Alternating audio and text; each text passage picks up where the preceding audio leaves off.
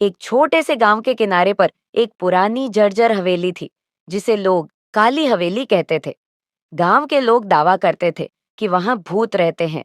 रात में वहां से अजीब अजीब आवाजें आती थीं और अंदर जाने की किसी की हिम्मत नहीं होती थी।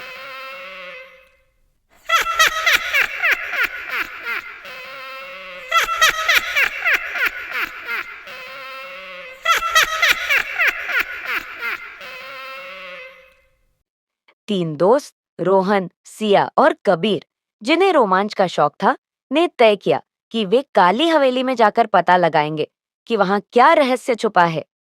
एक ठंडी और अंधेरी रात में वे टॉर्च और कैमरे के साथ हवेली की ओर निकल पड़े। दरवाजे की चरमराहट के साथ जब वे अंदर गए, तो दीवारों पर पुरानी पेंटिंग्स लटक रही थीं। हवा से खिड़कियां अपने आप खुल और बंद हो रही थीं।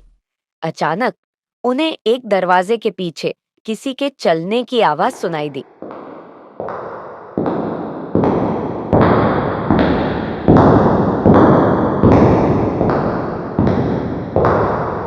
कौन है? रोहन ने डरते हुए पूछा, लेकिन जवाब नहीं आया।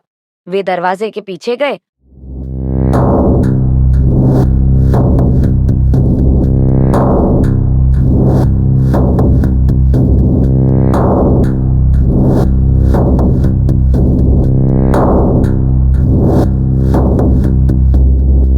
और देखा कि वहां एक पुरानी किताब पड़ी थी। किताब के पन्ने पलटते ही एक जोरदार आवाज गूंजी। इस हवेली में जो भी आया कभी लौट कर नहीं गया।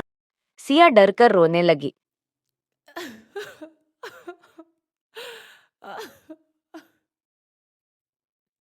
कबीर ने किताब को ध्यान से देखा। उसमें कुछ पंक्तियां जादुई मंत्र की तरह लिखी थीं। जब उन्होंने किताब पढ़ी, तो उन्हें पता चला कि यह हवेली एक जादूगर की थी, जिसने यहाँ के खजाने को बचाने के लिए भूतों का भ्रम फैलाया था। वे असली भूत नहीं थे, बल्कि मशीनों और पुराने जादू का खेल था। तीनों ने हिम्मत दिखाकर जादू का तोड़ निकाल दिया और खजाने का पता लगाया। खजाने में सोने के सिक्के और रत्न भरे थे। उन्होंने खजाने का एक हिस्सा गांव वालों को दे दिया, ताकि गांव का विकास हो सके। इसके बाद हवेली से भूतिया आवाजें आनी बंद हो गईं और यह जगह एक पर्यटन स्थल बन गई। संदेश: डर से भागो मत, बल्कि उसका सामना करो।